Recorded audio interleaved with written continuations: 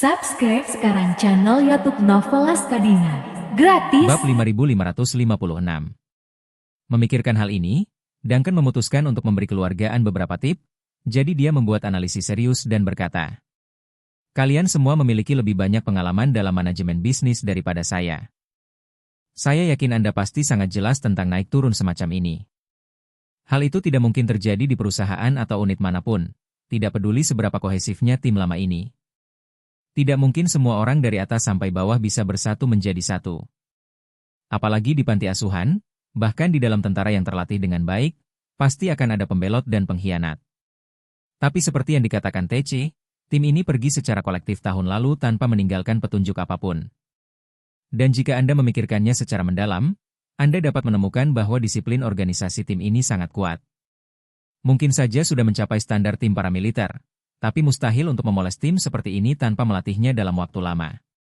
Jadi bagaimana mungkin tim seperti ini muncul di panti asuhan biasa? Ketika keluargaan mendengar ini, mereka semua mengangguk setuju. Duncan menyimpulkan, jadi, menurut saya, perasaan ini lebih seperti ada orang berkuasa di balik layar. Kalau tidak salah, tim ini pasti diatur secara keseluruhan oleh orang berkuasa itu. Tahun lalu, seluruh tim ditarik dari sini, dan mereka bergerak maju dan mundur bersama-sama, mungkin untuk melaksanakan misi penting tertentu. Wanita tua itu bertanya dengan sedikit bersemangat, "Duncan, apa maksudmu dengan mengatakan bahwa panti asuhan ini ada hubungannya dengan Charlie?" Duncan mengangguk, "Ya, Bibi, aku memang punya kecurigaan itu." Marshall mendecakkan bibirnya dan berkata, "Akan sangat bagus jika kita bisa mengetahui kapan orang-orang ini datang ke Aurous Hill. Kita bisa yakin sekarang, mereka berjalan bersama ketika mereka pergi. Namun tidak ada bukti yang menunjukkan bahwa mereka juga datang bersama-sama ketika mereka datang. Sederhana saja," kata TC bersemangat, "periksa berkas jaminan sosial tim sebelumnya. Panti asuhan itu adalah organisasi kesejahteraan sosial, dengan dana pemerintah dan sumbangan swasta. Unit semacam ini yang memerlukan pengawasan publik harus memiliki informasi kepegawaian yang lengkap. Khususnya, mereka mungkin benar-benar sedang menjalankan misi besar. Jika memang demikian, mereka harus patuh dan tanpa celah. Jika tidak, begitu seseorang mengetahui ada yang tidak normal pada informasi personal mereka, kemungkinan besar Anda akan langsung menyadari masalahnya." Duncan memuji, pemikiran Tej sangat jernih. "Jika kamu menemukan cara untuk menemukan berkas kepegawaian Aurous Hill Welfare Institute sebelumnya, kamu mungkin bisa menemukan petunjuknya." Markus berkata dengan gembira, "Saya akan membiarkan seseorang menemukan cara untuk memeriksanya." Setelah itu, dia segera mengeluarkan telepon genggamnya dan melakukan panggilan. Pak tua itu sudah pensiun bertahun-tahun, dan lensa kontaknya saat itu sudah rusak, pensiun, tua, dan tidak berfungsi. Tidak banyak lensa kontak yang benar-benar bisa diambil dan digunakan. Dan Markus, sebagai orang yang bertanggung jawab atas bisnis eksternal keluargaan, sebenarnya telah mengambil alih bisnis keluargaan untuk waktu yang lama. Jadi dia sebenarnya orang yang punya koneksi terbanyak dan pengaruh paling kuat di keluargaan. Dengan kata lain, lelaki tua itu adalah kaisar tertinggi keluargaan dan sangat dihormati, tetapi Markus adalah kaisar keluargaan saat ini, yang memegang dunia di tangannya. Setelah menelepon, Markus berkata kepada semua orang, seseorang telah memeriksanya, dan hasilnya akan segera keluar. Semua orang menjadi sangat menantikannya. 10 menit kemudian, ketika Markus menerima panggilan itu, dia langsung menekan tombol jawab, menyalakan pengeras suara, dan bertanya, "Azu, aku sudah memintamu untuk memeriksanya. Bagaimana perkembangannya?" Pria parubaya bernama Azu berkata dengan hormat, "Tuan An, saya baru saja memeriksa berkas kepegawaian Lembaga Kesejahteraan Kota Aurous Hill. Batch staff sebelumnya memang keluar bersama tahun lalu. Sedangkan untuk waktu mereka bergabung, waktunya tidak persis sama." Setelah mendengar ini, semua orang berkata, tidak dapat merasa sedikit kecewa. Markus bertanya kepadanya, "Mungkin Anda bisa memberitahu saya status pekerjaan orang-orang ini?" Azu memperkenalkan, "Pak An, struktur organisasi panti asuhan ini sangat stabil.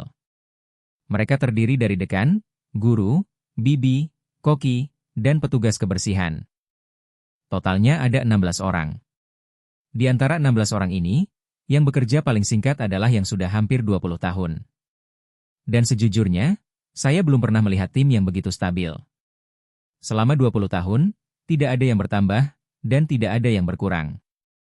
20 tahun? Ekspresinya tiba-tiba berubah dingin. Titik waktu ini terlalu sensitif bagi mereka.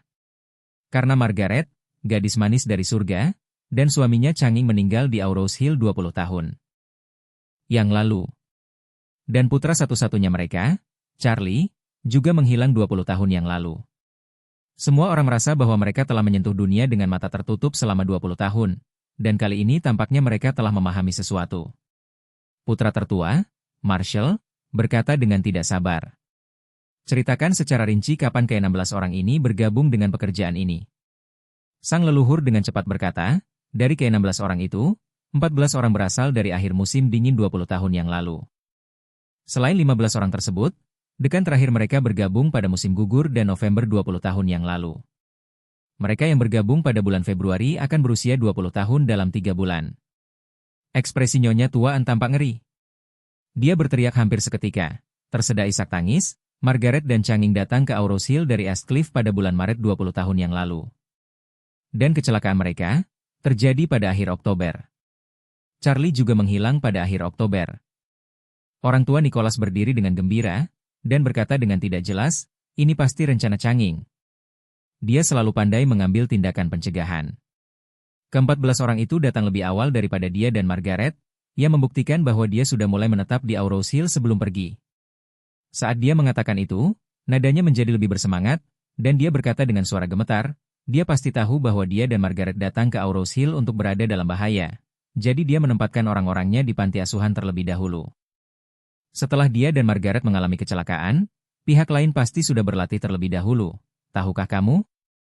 Sudah berapa kali Charlie dikirim ke panti asuhan ini? Selama bertahun-tahun, banyak sekali orang yang datang ke Aurous Hill untuk mencari Charlie. Tapi tidak ada yang menyangka dia akan tinggal di Aurous Hill, tepat di bawah hidung orang-orang ini. Pada titik ini, dia berkata dengan penuh emosi, siapa yang mengira bahwa Charlie, yang semua orang ingin temukan setelah menggali sedalam 3 kaki, akan ditempatkan di panti asuhan yang tidak menunjukkan kelainan apapun di permukaan? Aku bisa menyembunyikannya dari siapapun yang mencari Charlie, bahkan Charlie sendiri. Aku khawatir itu sudah lama disembunyikan. Nenek Anne menangis terseduh-seduh, dan berkata dengan gembira, itu berarti Charlie selalu ada di Aurous Hill, bahkan dia bisa saja ada di Aurous Hill sekarang. Pria tua itu menggelengkan kepalanya dan menuangkan air dingin ke tubuhnya, aku yakin Charlie sudah lama tinggal di Aurous Hill, kalau tidak, sekitar selusin orang di panti asuhan itu tidak akan tinggal di sini selamanya. Mereka baru mundur tahun lalu, tapi Charlie masih di Aurous Hill saat ini, aku tidak yakin. Setelah semua orang itu pergi tahun lalu, apakah itu berarti Charlie juga meninggalkan Aurous Hill? Marshall berseru, Ayah, Bu. Besok kita tinggal ikuti identitas ke-16 orang ini dan gali sampai ke dasar. Jika menurut apa yang kau katakan, orang-orang ini yang merawat Charlie hingga dewasa, aku rasa mereka tidak bisa menemukan keberadaan Charlie. Ya? Marshall juga sangat gembira, dan berkata, besok, oh tidak. Malam ini, aku akan mengirim seseorang untuk membawa semua materi mereka. Sudah 20 tahun, cicitku, kakekmu akhirnya menemukan petunjukmu. Setelah selesai berbicara, dia melihat ke langit dan mendesah.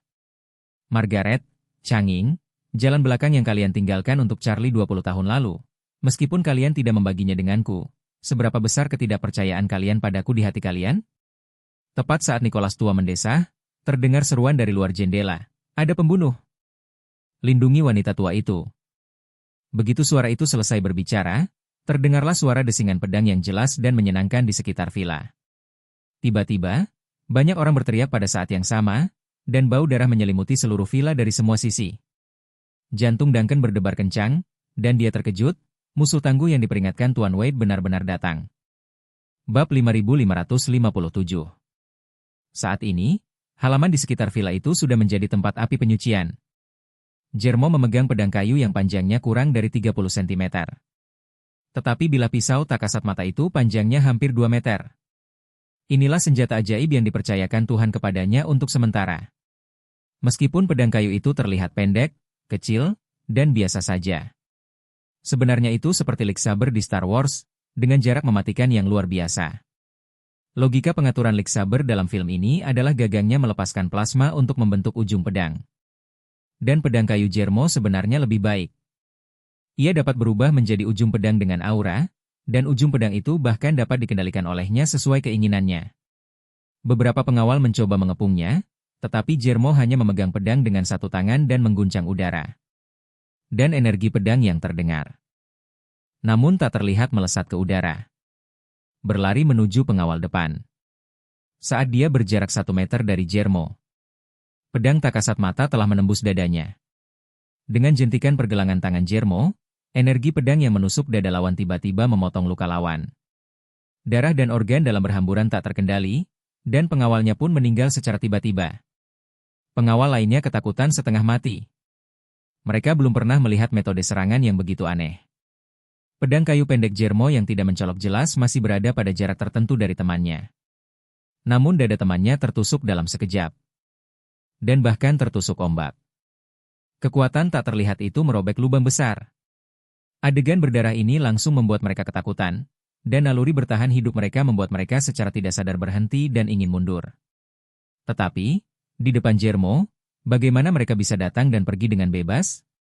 Meskipun kecepatan Jermo tidak secepat kecepatan penguncian radar senjata anti pesawat, dan kecepatan lontaran meriamnya, para pejuang biasa ini tidak memiliki peluang untuk menang di depannya. Jika senjata pertahanan jarak dekat adalah senapan, dan Jermo adalah seekor ceetah. Dan para prajurit malang ini hanyalah segelintir kelinci yang bahkan tidak sanggup menggigit kulit macan tutul. Tepat saat mereka berhenti dan menoleh untuk melarikan diri, Jermo tiba-tiba melangkah maju dengan kaki kanannya. Dan tubuhnya langsung melesat maju bagai anak panah yang lepas dari talinya. Tak lama kemudian terdengar teriakan. Pengawal yang berlari paling lambat melihat luka berdarah di dadanya dan berteriak. Anehnya, meskipun dia terluka parah, dia berlari lebih cepat dari sebelumnya. Segera setelah itu, mereka melihatnya menabrak rekannya yang lain dengan kecepatan sangat tinggi. Dan pada saat yang sama, darah mengalir keluar dari dada rekannya yang lain dalam sekejap. Dan lelaki itu mencoba menutupi lukanya dengan tangannya karena ngeri. Namun begitu tangan menyentuh luka, keempat jarinya terpotong sekaligus. Pria itu ketakutan setengah mati, menangis dan berteriak. Ini, apa-apaan ini? Begitu dia selesai berbicara, pergelangan tangan Jermo bergerak lagi. Dan mereka berdua kehilangan momentum untuk bergerak maju dalam sekejap. Ada suara samar, dan melihat kedua orang itu lagi. Rongga dada telah dipotong miring ke pinggang. Dan organ-organ dalamnya berserakan di seluruh lantai. Setelah itu, Jermo segera melangkah maju dan memenggal kepala pengawal Anjia yang ketakutan satu persatu. Meskipun seorang pengawal mengeluarkan pistol dan menembak Jermo. Tapi Jermo bergerak sangat cepat, dan keahlian menembak pengawalnya. Dan kecepatan reaksi tidak seakurat dan secepat senjata jarak dekat yang dilengkapi radar. Jadi mustahil untuk melukai Jermo sama sekali. Tapi Jermo berbeda, kecepatannya sangat cepat. Para pengawal dan penjaga halaman keluargaan hampir tidak memiliki kemampuan untuk melarikan diri di depannya. Para pengawal ini biasanya adalah prajurit tingkat tinggi yang hebat. Namun di depan Jermo, mereka hanya bisa dibantai, dan mereka dengan cepat dibantai. Di lereng gunung tak jauh dari sana, Jeremia mengerutkan kening saat dia melihat Jermo melakukan pembunuhan massal di Villa Wan Liu. Dia dan Jermo menghabiskan banyak waktu, dan selalu berpikir bahwa lelaki tua ini hanya fokus pada kultivasinya. Tetapi baru hari ini dia menyadari bahwa lelaki tua ini memiliki keinginan kuat untuk membunuh. Tepat ketika dia merasa Jermo terlalu kejam, di langit, sebuah helikopter terbang rendah menuju Wan Liu Villa. Saat itu, keluargaan yang mendengar jeritan di luar, jantung mereka berdebar kencang.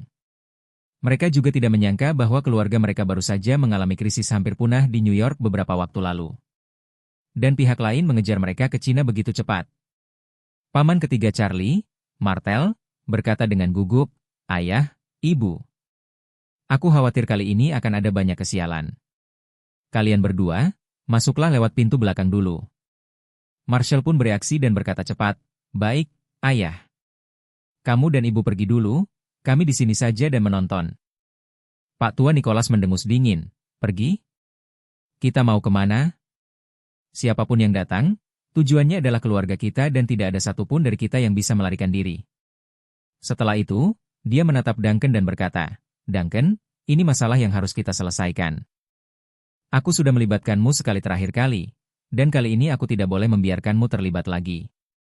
Kau duluan saja, target pihak lain adalah kita. Ini tidak ada hubungannya denganmu." Duncan tersenyum tak berdaya, dan berkata dengan serius, "Paman, Terakhir kali aku mendengarkanmu dan pergi lebih dulu, jadi aku ditembak ke sarang tawon dengan pistol. Sebaliknya, kamu duduk di dalam kotak dan tidak pernah menghadapi bahaya. Hari ini kamu masih ingin aku pergi duluan, bukankah itu pantas? Nicholas berseru, Duncan. Aku tidak bercanda. Di luar aman. Duncan menggelengkan kepalanya, dan berkata sambil tersenyum, Paman. Kamu orang yang beruntung karena memiliki wajah alami, jadi aku paling aman tinggal bersamamu. Bab 5558. Nicholas merasa cemas dan mengumpat, apa yang kau lakukan, nak? Maukah kau bersikap lembut dan keras padaku di sini? Jika kamu benar-benar ingin melakukan sesuatu yang salah dengan keluargaanku, bagaimana aku bisa menjelaskannya pada lelaki tua berumur pendek itu? Saat ini, pintu ditendang terbuka tiba-tiba, dan suara dingin datang. Ayo pergi. HMPH, tidak ada dari kalian yang akan pergi hari ini. Semua orang sedikit ngeri ketika melihat orang itu datang. Dan melihat orang itu adalah seorang lelaki tua kurus yang memakai gaun panjang. Nicholas menatap Jermo, dan bertanya dengan keras, siapa kamu? Jermo melihat sekeliling sambil mencibir, lalu berkata dengan angkuh, kamu bisa memanggilku Jermo, atau kamu bisa memanggilku malaikat kematianmu. Nicholas mengerutkan kening dan bertanya, mengapa kamu datang ke sini untuk membunuh orang-orang tak bersalah tanpa pandang bulu? Jermo tertawa dan berkata, itu tidak penting, tidak ada satupun dari kalian yang bisa lolos. Setelah itu, dia tiba-tiba mengerutkan kening, seolah-olah dia tersengat listrik. Dan berkata dengan mata terbelalak, di sini, bagaimana mungkin ada sedikit energi spiritual di sini? Charlie menggunakan formasi yang dibentuk oleh Rejuvenation Pill, dan itu masih berjalan tanpa suara di villa ini. Keluarga Anne dan Duncan hanya bisa merasakan bahwa seluruh orang yang tinggal di sini merasa segar dan dalam kondisi baik. Tapi mereka tidak tahu bahwa sebenarnya ada aura samar. Dan efek obat dari pil permajaan meresap ke udara. Oleh karena itu, ketika Jermo tiba-tiba mengajukan pertanyaan, semua orang di keluarga Anne bingung dan tidak tahu energi apa yang sedang dibicarakannya. Saat ini, Jermo tampaknya telah menemukan dunia baru. Dan dia begitu gembira karena tidak ada lagi yang perlu ditambahkan. Dia tidak mengerti formasi, dan dia tidak tahu di mana formasi roh itu untuk sementara waktu. Dan dia berpikir bahwa villa itu secara alami memiliki urat spiritual. Ini adalah akhir dari era Dharma, dan sangat sulit untuk menemukan energi spiritual di alam. Tetapi Jermo tidak menyangka bahwa villa yang dibangun dari beton bertulang itu akan dipenuhi dengan energi spiritual yang samar. Jika energi spiritual semacam ini selalu ada. Kalau latihan di sini pasti hasilnya 2 kali lipat dengan usaha setengahnya. Dengan gelisah, dia mengarahkan pedang kayu di tangannya ke arah kerumunan, dan berkata dengan dingin. Tidak ada yang menjawab, kan? Karena tidak ada yang menjawab. Aku hanya bisa memilih satu orang untuk dipenggal di hadapanmu, agar aku bisa menjadi contoh bagi yang lain. Setelah itu, dia melihat Teci yang berpakaian sangat cerdas dari sudut matanya, dan mencibir. Gadis ini pasti putri kedua keluargaan, Tece An, kan? Tece bertanya dengan waspada, apa yang ingin kamu lakukan? Jermo mencibir, aku ingin bekerja keras untukmu untuk mengajari orang tuamu dan kakak laki-lakimu pelajaran yang disebut, akhir dari penolakan untuk bekerja sama. Setelah selesai berbicara, dia segera mengayunkan pedang kayu. Pedang tak kasat mata itu langsung menebas Tece. Tece merasakan hembusan angin datang ke arahnya, dan seluruh tubuhnya tampak tidak bisa bergerak. Dan dia tidak bisa bergerak meskipun dia berdiri di sana. Tepat pada saat itu, Duncan tiba-tiba melemparkan cangkir teh ke tanah dan berteriak, dasar bajingan sialan. Jika kau masih ingin tahu di mana Maria dan cincinnya, berhentilah di sana sekarang juga. Murid Jermo tiba-tiba menyusut, tangannya berhenti sejenak. Dia menatap Duncan dengan tak percaya, dan bertanya, kau, siapa kau? Dari mana kamu tahu namanya, Marialyn? Dari mana kamu tahu cincinnya? Bicaralah sekarang. Apa hubunganmu dengannya? Duncan tidak menyangka bahwa kata-kata yang diajarkan Charlie kepadanya benar-benar berguna. Melihat pihak lain berhenti total, dia menghela nafas lega. Dan berkata tanpa ragu, siapa aku? Kau tak pantas tahu. Ceritakan padaku segalanya tentang Maria dan cincin itu. Kalau tidak, aku akan membuat hidupmu lebih buruk dari kematian. Duncan mencibir, apa? Mengancamku? Biar ku beritahu. Jika kau berani menyakiti seseorang di sini hari ini, Bung, kamu tidak akan pernah bisa menemukan keberadaan Maria seumur hidupmu. Jermo merasa gugup sekaligus gembira. Karena gugupnya, dia hanya tinggal selangkah lagi untuk menyelesaikan misi Tuhan. Keluarga An pasti akan terbunuh oleh energi pedangnya. Yang membuatnya bersemangat adalah dia benar-benar menemukan petunjuk terkait Maria. Mungkinkah jika dia datang ke Aurosil kali ini, dia akan pulang dengan muatan penuh? Memikirkan hal ini, dia segera melangkah ke arah Duncan, meraih lehernya dengan satu tangan dengan kecepatan yang sangat cepat. Lalu mengangkatnya ke udara, dan berkata dengan dingin, "Kamu tidak tahu aura. Dan kau bukan seorang pejuang. Bagaimana kau bisa tahu nama itu, Maria? Katakan, siapa yang memberitahumu?" Duncan diangkat di lehernya, dan segera wajahnya menjadi hitam dan ungu. Tapi dia masih menahan rasa sakit yang parah dan memberi Jermo dengan mencibir. Dia berkata dengan susah payah dan dengan tatapan meremehkan, "Jika kau akan membunuhku." Jermo berkata dengan dingin, "Kau pikir aku tidak berani?" Duncan mencibir, menggertakkan gigi, dan berkata, "Coba saja." "Ah, coba kulihat apa kau berani." Jermo menggertakkan giginya sejenak, dan melanjutkan dengan wajah kejam. "Sejujurnya, misi saya hari ini adalah untuk merenggut nyawa keluarga An. Sekarang, misi ini sudah dekat untuk mencapai kesuksesan, hanya tinggal langkah terakhir ini. Setelah keluarga An hancur, jika aku bisa menemukan Maria, ini akan menjadi lapisan gula pada kue, bahkan jika aku tidak dapat menemukannya. Merupakan pencapaian yang luar biasa untuk menghancurkan keluarga An hari ini. Jadi, jangan berpikir begitu, jika kamu tahu keberadaan Maria, aku akan mengampuni kamu. Tapi faktanya, sebaliknya, jika Anda tidak memberitahu keberadaan Maria dalam waktu 3 detik, aku akan menjadi orang pertama yang membunuhmu." Saat ini, sebuah suara datang dari pintu. Suara mengejek seorang pemuda berkata, "Itu cuma anjing tua yang mau hancurkan keluargaan, dasar tua bangka, sombong banget sih kamu." Bab 5559. Tak ada yang menyangka ketika seluruh pengawal keluargaan terbunuh dan mayat-mayat berserakan di mana-mana. Masih ada orang yang berani masuk melalui pintu itu. Jermo yang angkuh itu, ketika mendengar sindiran itu, seluruh tubuhnya menjadi geram. Ia segera berbalik, ingin melihat siapa bajingan durjana itu, yang berani berkata bahwa ia hanyalah orang tua. Dan keluarga Duncan dan Anne langsung mengenali suara yang familiar ini. Duncan tahu bahwa Charlie yang datang. Dan keluarga Anne pun tahu bahwa itu adalah kedatangan sang dermawan. Meskipun mereka semua mengenali suara Charlie, suasana hati mereka benar-benar berbeda. Duncan sudah lama tahu bahwa Charlie pasti akan datang, dan dia bahkan berpikir dalam hatinya, Charlie, akhirnya kalian mau datang juga. Kalau kalian datang terlambat beberapa detik saja, aku nggak akan lama-lama." Namun di hati keluargaan saat ini, hanya ada 3 kata, bertahan hidup dari keputusasaan. Mereka tahu bahwa dermawan itu kuat, dan jika dia datang, mereka akan diselamatkan. Di dalam hati keluargaan, selain 4 kata, bertahan hidup dari situasi putus asa, mereka segera mempunyai pikiran lain, yaitu, apakah mereka akan cukup beruntung untuk melihat wajah asli sang dermawan kali ini. Oleh karena itu, keluargaan dan Jermo serentak menengok ke arah gerbang, mereka semua ingin melihat seperti apa rupa orang yang datang itu. Saat ini, mereka hanya bisa mendengar langkah kaki Charlie melewati lorong. Dan langkah kakinya tidak terlalu cepat atau terlalu lambat, dan setiap langkah terasa sangat tenang. Keluarga Anne menunggu dengan napas tertahan saat ini, tetapi hati Jermo tiba-tiba menegang. Karena, meskipun dia belum melihat siapapun datang, entah kenapa, ada rasa tegang yang tak terlukiskan di hatinya.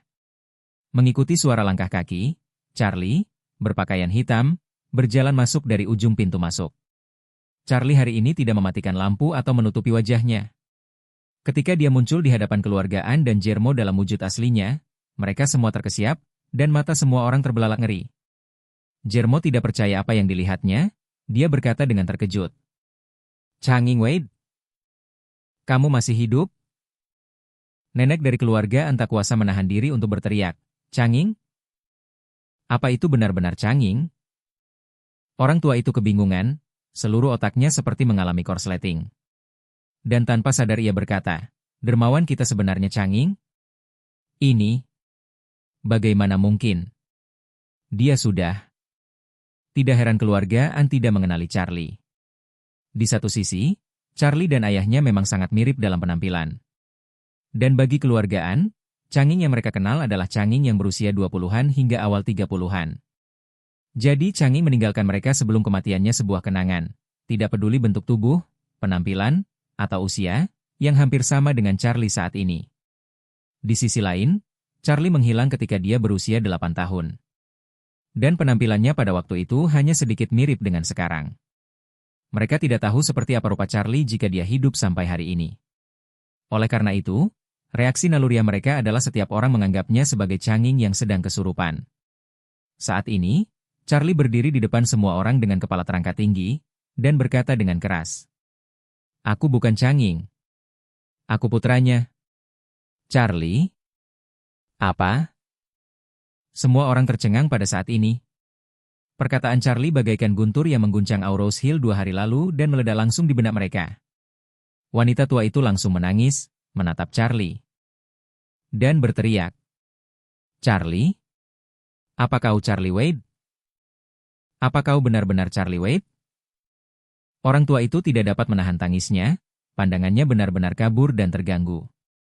Dia tersedak dan bertanya, "Charlie, apakah itu benar-benar kamu?" Ketiga paman dan bibinya juga menangis saat ini. Mereka tidak pernah menyangka bahwa Charlie yang sudah mencari selama 20 tahun akan muncul di hadapan mereka atas inisiatifnya sendiri.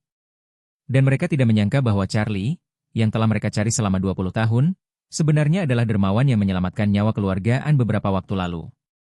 Melihat air mata mengalir dari keluargaan, suasana hati Charlie sangat rumit saat ini. Di dalam hatinya, keluargaan tentu saja adalah saudaranya, darah lebih kental dari air, dan itulah sebabnya dia menyelamatkan keluargaan 2 kali. Namun, di dalam hatinya, keluargaan, seperti keluarga Wade, memiliki kebencian yang tak termaafkan. Dia membenci keluarga Wade karena keluarga Wade memaksa orang tua mereka meninggalkan Eastcliff demi keuntungan mereka sendiri, dan akhirnya meninggal di Aurose Hill. Ketika mereka dipaksa pergi, Anjia tidak pernah menawarkan bantuan. Dia berdamai dengan keluarga Wade karena kakeknya merenungkan kesalahannya saat itu, dan berpikir untuk mempertahankan makam dan martabat orang tuanya dengan kematian ketika Joseph menyerang mereka. Pada saat ini, Jermo mendorong Duncan menjauh, berbalik sepenuhnya, menatap Charlie, tertawa muram, dan berkata dengan bercanda, "Ternyata dia putra Changing, tidak heran dia sangat mirip dengannya, dan aku membiarkanmu melarikan diri 20 tahun yang lalu. Aku tidak menyangka kau akan kembali sendirian setelah 20 tahun." Mata Charlie berubah menjadi merah darah, dan dia bertanya dengan suara dingin, "Kau membunuh orang tuaku?" "Benar sekali," katanya dengan arogan, 20 tahun yang lalu, aku diperintahkan untuk datang ke Aurose Hill untuk membunuh keluarga Changing yang beranggotakan 3 orang. Sayang sekali rubah tua Changing sudah tahu akan ada bencana terlebih dahulu, jadi seseorang membawamu pergi, dasar bajingan kecil." Jermo mencibir dan berkata, "Namun, Tuhan punya mata. Hari ini, selain diperintahkan untuk menghancurkan keluargaan, saya juga diperintahkan untuk menunggu Anda muncul di hadapan saya. Kupikir trik ini mungkin tidak berguna, tapi aku tidak menyangka surga memilikinya. Kalau kamu tidak keluar dari jalan, kamu akan memaksa masuk kalau tidak ada jalan ke neraka. Kalau begitu, di jalan Huangquan, kamu akan pergi bersama kakek nenek dan keluargamu." Mata Charlie hampir melotot karena niat yang mengerikan. Ia menatap Jermo dan berkata dengan dingin, "Selama 20 tahun terakhir, aku selalu memikirkan untuk membalaskan dendam orang tuaku. Setelah menunggu selama 20 tahun, akhirnya aku mendapatkanmu. Jangan terburu-buru bereinkarnasi, aku akan menemukan tuanmu, memotongnya menjadi beberapa bagian, dan mengirimnya ke dunia bawah untuk menemuimu." Jermo mengerutkan kening, lalu berkata dengan dingin, "Wah, kenal Tuhan? Sepertinya kau kenal kami dengan sangat baik." Charlie mencibir, "Bukankah itu hanya Warriors Den? Sepertinya itu masalah besar. Jadi, sekalian saja kukatakan padamu bahwa orang yang menyerang tentaramu yang tewas di Siprus itu aku. Aku sudah diledakkan." Lalu, Charlie berkata lagi, "Oh, ngomong-ngomong, kalau aku tidak salah, kau seharusnya jadi salah satu dari 4 Earl, kan? Tapi sekarang kau seharusnya jadi salah satu dari 3 Earl. Setelah malam ini 3 Earl akan berganti nama menjadi 2 Earl." Ekspresi Jermo tiba-tiba menjadi sangat menakjubkan, dan dia berkata dengan tajam, "Jarvis mati di tanganmu?" Aku sedang sibuk dengan bisnis dan tidak punya waktu untuk pergi ke Siprus untuk membunuhnya. Jadi saya meminta seseorang untuk memasang beberapa senjata pertahanan jarak dekat dan menunggu dia jatuh ke dalam perangkap. Setelah selesai berbicara, Charlie terkekeh pelan dan berkata, kematian pria ini sungguh tragis. Dia seorang bangsawan yang agung, dia dibom hingga hancur berkeping-keping oleh artileri pertahanan jarak dekat. Dan seorang pria dengan berat beberapa puluh kati tertimpa bubuk ledakan bom. Dan potongan yang paling besar mungkin tidak cukup untuk Anda gigit. Bab 5560.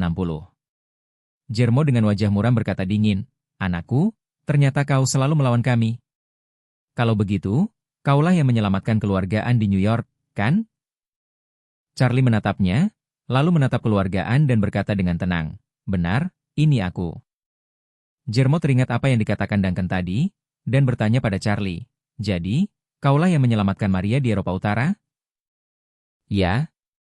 Charlie tersenyum dan berkata, tuanmu pasti sangat marah ketika kau tidak menangkap Maria? Jermo menggertakkan giginya dan bertanya, wah, di mana cincin Maria? Charlie tersenyum, melepas sarung tangan di tangan kanannya, dan perlahan mengangkat jari tengahnya ke arah Jermo. Dan cincin yang Maria berikan padanya ada di jari tengah. Pada saat ini, Charlie menatap Jermo, dan bertanya dengan rasa ingin tahu, anjing tua, apakah ini yang sedang kau bicarakan? Jermo awalnya mengira Charlie memprovokasinya dengan jari tengah, tetapi ketika dia melihat cincin itu, pupil matanya tiba-tiba mengecil. Meskipun dia belum pernah melihat cincin itu dengan mata kepalanya sendiri, dia telah mendengar Tuhan menggambarkannya secara terperinci. Tuhan berkata bahwa cincin ini berwarna perunggu dengan kilauan halus, tanpa pola dekoratif apapun. Cincin itu lebarnya sekitar 2 cm, yaitu sekitar 0,66 cm, dan ukurannya sama dengan ukuran bezel pria dewasa normal. Ini sepenuhnya konsisten dengan cincin di tangan Charlie. Selain itu, Duncan secara sukarela menyebutkan Maria dan cincinnya. Jadi Jermo menyimpulkan bahwa cincin ini adalah harta yang selalu diimpikan Tuhan. Tuhan berkata bahwa cincin ini menyembunyikan misteri besar. Mengungkap misteri itu tidak hanya akan meningkatkan kultivasi seseorang tetapi juga membuat seseorang hidup selamanya. Adapun cara untuk mengungkap rahasia ini, hanya Tuhan di seluruh dunia yang mengetahuinya. Dan bahkan Maria sendiri mungkin tidak mengetahuinya. Tuhan telah berkata berkali-kali bahwa siapapun yang dapat menemukan cincin ini akan menjadi nomor 1 di Warriors Den. Dan Tuhan pun akan menyampaikan kepadanya apa yang telah dipelajarinya sepanjang hidupnya tanpa ragu. Dan dia bahkan dapat membagikan kepadanya misteri cincin itu. Oleh karena itu, bagi Jermo, entah itu untuk menghancurkan keluargaan, atau membunuh putra Canging, sekalipun ia sendiri yang akan membawa Maria kepada Tuhan. Ketiga hal ini ditambahkan. Sepertinya tidak sepenting membawa cincin ini kembali kepada Tuhan. Memikirkan hal ini, Jermo langsung berkata, wah, asal kamu memberiku cincin ini, aku bisa membiarkanmu dan kakek nenekmu bepergian tanpa rasa sakit. Ini kebaikan terbesar yang bisa kuberikan padamu. Charlie membalas, anjing tua, kalau kau jujur menceritakan semua detail tentang Warriors Den, aku mungkin bisa meninggalkan seluruh tubuhmu, dan itu adalah kebaikan terbesar yang bisa kuberikan padamu. Jermo berteriak dengan ekspresi muram, nak, kau cari mati. Setelah itu, dia mengorbankan pedang kayunya, memanipulasi pedang kayu untuk menyerang sebuah bilah pedang, dan menembak Charlie dengan sangat cepat. Charlie tahu kalau orang ini sangat kuat, kalau dia benar-benar bertarung sampai mati dengannya, orang-orang di villa ini mungkin tidak akan selamat, mungkin akibat dari teknik sihir tertentu bisa mengubah mereka menjadi debu. Maka, dia pun mundur beberapa langkah dalam sekejap, dan sambil menghindari pedang tak terlihat itu, dia berkata kepada Jermo, jika kau menginginkan cincin, ikuti aku dan carilah tempat yang sepi. Kalau kalah, jaga kepalamu. Selanjutnya, kau menang, dan hidupku serta cincin ini milikmu. Melihat sosok Charlie yang sangat cepat, Jermo segera menarik pedangnya dan mendengus dingin. Nak, apakah kau ingin bermain di sini bersamaku? Biarkan aku katakan padamu, jika kau tidak memberikan cincin itu kepadaku dengan patuh, aku akan membunuh kakek nenekmu dan seluruh keluarga nenekmu terlebih dahulu. Charlie sedikit mengernyit, tetapi ia tak menyangka Jermo tak akan tertipu. Jadi, ia melihat sekeliling dan berkata dengan suara dingin. Setelah orang tuaku meninggal, selain pelaku yang paling kubenci, 2 kelompok orang berikutnya, aku juga membenci mereka. Jermo mengerutkan kening dan bertanya, kelompok mana mereka? Charlie berkata dengan ringan, salah satunya adalah keluarga kakekku. Kemudian Charlie menatap kakeknya yang menangis, dan berkata dengan dingin, yang satunya lagi adalah keluarga kakekku. Mendengar perkataan itu, raut wajah Tuan An seketika menjadi muram, wajahnya penuh malu dan menyesal. Saat itu, Jermo berkata dengan nada menghina, "Nak, jangan ganggu aku di sini. Mereka semua kerabat dekatmu, bagaimana mungkin kau membenci mereka?" Charlie berkata dingin, "Kerabat baik? Tahukah kalian bahwa kalian ingin membunuhku? Di mana aku selama 20 tahun terakhir sejak kematian orang tuaku?" Jermo mengerutkan kening dan bertanya, "Di mana itu?" Keluarga An juga menatap Charlie dengan saksama saat ini, dan mereka juga ingin tahu di mana Charlie berada selama 20 tahun terakhir. Charlie menunjuk ke tanah dan berkata dengan keras, "Aku sudah tinggal di Aurosil selama 20 tahun terakhir. Aku sudah tinggal di sini selama 20 tahun. Bagaimana mungkin?" Jermo mengerutkan kening dan berkata, "Setelah orang tuamu meninggal, bukan hanya mereka yang mencarimu, tapi kami juga mencarimu. Kami mencari di seluruh Aurosil, tapi kami tidak menemukan jejakmu." Charlie tersenyum dan berkata, "Tidak, aku baru tahu kalau ayahku sudah lama menyiapkan panti asuhan untukku. Setelah kecelakaan itu, aku tinggal di panti asuhan dan benar-benar terisolasi dari dunia luar." Keluarga An pun ikut terkejut ketika mendengar hal itu. Meskipun mereka berspekulasi tentang keraguan mereka terhadap panti asuhan itu beberapa menit yang lalu, mereka masih sulit mempercayai bahwa Charlie telah tinggal di Aurosil tanpa pergi kemanapun selama bertahun-tahun. Jermo tertegun sejenak, dan tak kuasa menahan desahan, "Changing, kau benar-benar seperti naga dan burung phoenix di antara manusia." Bahkan Tuan pun tak terpikir soal ini. Dia berkata sambil mencibir, "Tapi tidak masuk akal bagimu untuk mengatakan hal-hal ini padaku. Aku hanya ingin cincin itu di tanganmu. Serahkan cincin itu, dan aku bisa memberimu waktu yang bahagia." Charlie mengabaikannya, lalu berkata sambil tersenyum tipis, "Aku sudah tinggal di Aurosil selama 20 tahun di bawah pagar, dan hidup di sana sekeras mungkin. Meskipun lelah, aku belum pernah pergi ke keluarga Wade, atau ke kekeluargaan. Kau tahu kenapa?" Jermo mengerutkan kening dan bertanya, "Mengapa?" Charlie berkata dengan acuh tak acuh, "Tentu saja, itu karena aku membenci mereka. Sampai sekarang, aku belum bisa memaafkan mereka atas pengkhianatan dan penelantaran mereka terhadap orang tuaku." Jermo bertanya, "Karena kamu membenci mereka, mengapa kamu menyelamatkan mereka berulang kali?" Charlie tersenyum dan berkata, "Menyelamatkan mereka hanya kebetulan. Waktu di New York, kau seharusnya tahu kalau hari itu konser Saragu, dan keluarga An juga pergi ke konser itu, jadi kau memanfaatkan kesempatan itu." Jermo menyipitkan mata dan menatap Charlie. Meskipun dia tidak terlibat dalam masalah ini, dia tahu prosesnya dengan sangat jelas. Informan itulah yang ditempatkan Warriors dan di keluarga An, yang tiba-tiba melaporkan berita bahwa keluarga An akan bertindak secara kolektif. Tuhan segera mengirim orang-orang mati itu ke lokasi konser untuk membunuh mereka. Akibatnya, tidak ada kabar tentang orang-orang mati yang dikirim. Charlie melanjutkan, "Sarah berasal dari East Cliff, dan ayahnya adalah saudara angkat ayahku.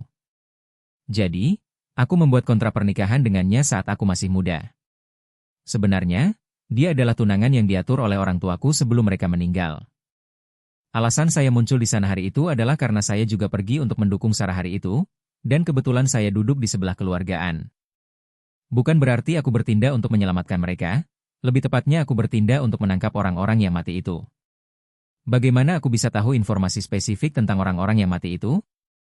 Lalu Charlie berkata, "Untuk hari ini, sejujurnya, tujuan utama kedatanganku ke sini bukanlah untuk menyelamatkan orang, melainkan untuk membunuhmu."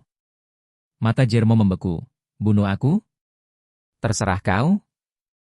Charlie berkata sambil tersenyum, "Aku tidak hanya akan membunuhmu, tapi aku juga akan membunuh 2 yang tersisa dari Warriors Den, lalu akan kuhancurkan Lord Sialan itu berkeping-keping.